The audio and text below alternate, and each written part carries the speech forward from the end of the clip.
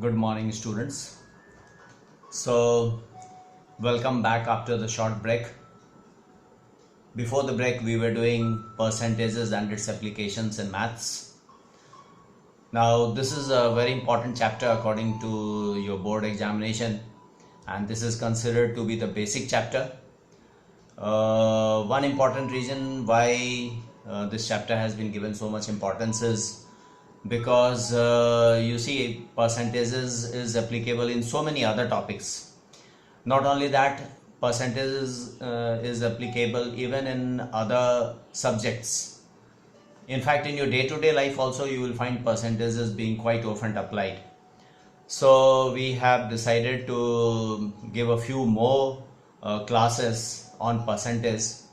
So in today's video we will do a quick review of the various things we covered in the percentage chapter, and then in subsequent videos we will look at a few more questions. So the various things which we covered in percentages, the most basic things were like the concept of percentage. The word percent means per hundred. Then converting a percentage into fraction or ratio or decimal. You remember, we have to divide by 100. If we have to convert a fraction or a ratio or decimal into percent, then we have to multiply by 100.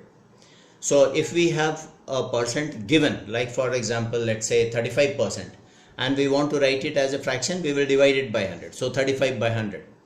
Or we can convert into ratio or decimal. As decimal, we will simply shift the decimal position. So 35 by 100 means 0.35. So like that. But if we have a fraction and we want to convert to percentage, in that case we will multiply with 100. Then we studied finding percentage of a given quantity. Example, x percent of a quantity means x percent means x by 100. So x by 100 into quantity. So if we say 30% of 500, it means 30 by 100 into 500, like that. So these are just a quick reminder. Then expressing one quantity x as a percentage of another quantity y. So for example, if we have to write x as a percentage of y, so first you write x as a fraction of y, that means x by y. And you know, when we have a fraction, to convert to percentage we multiply with 100. So x by y times 100%, like that. Then increasing or decreasing a quantity by a percent. So if we have, for example, x percent and we want to increase a value by x percent, we will use the multiplying factor 100 plus x by 100 and multiply the original value by this multiplying factor. So for example, if I want to increase 700 by 30%, so the multiplying factor would be 100 plus 30 by 100. So 700 times 130 by 100.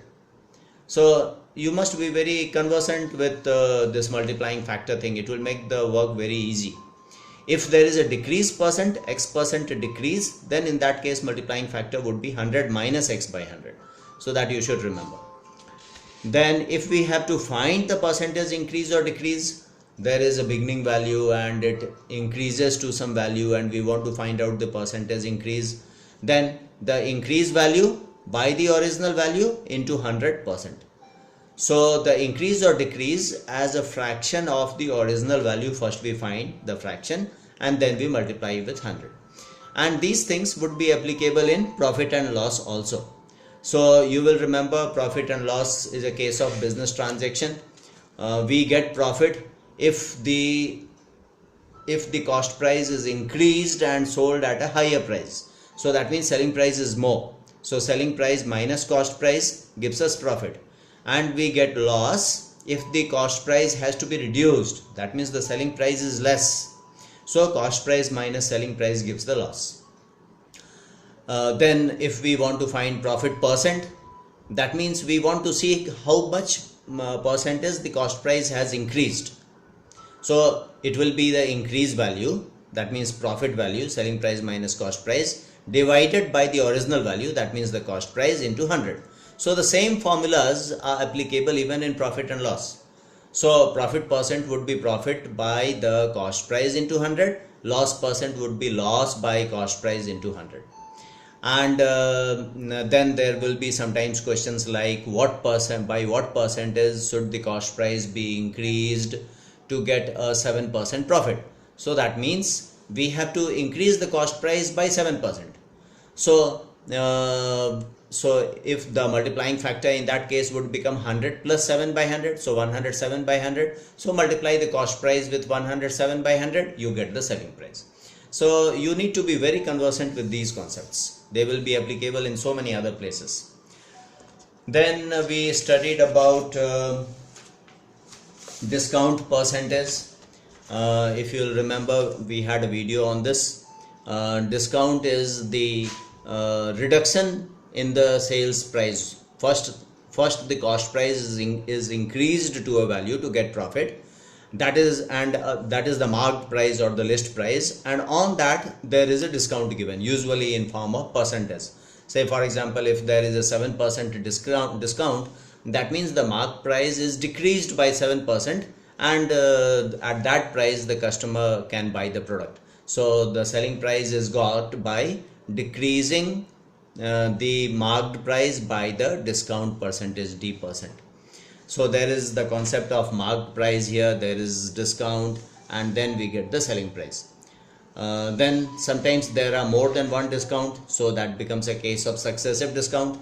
There may be a discount of D1%, and then there may be a further discount of D2%. So the overall discount as a result of successive discounts would be got by this multiplying factor, 100 minus D1, minus, because there is a discount, there is a decrease, so 100 minus D1 by 100 times 100 minus D2 by 100. And this thing, if it is multiplied with the marked price, we will be able to get the selling price. So we need to be very comfortable with these concepts. Then the last thing which we did in percentage was the concept of sales tax and VAT, value added tax.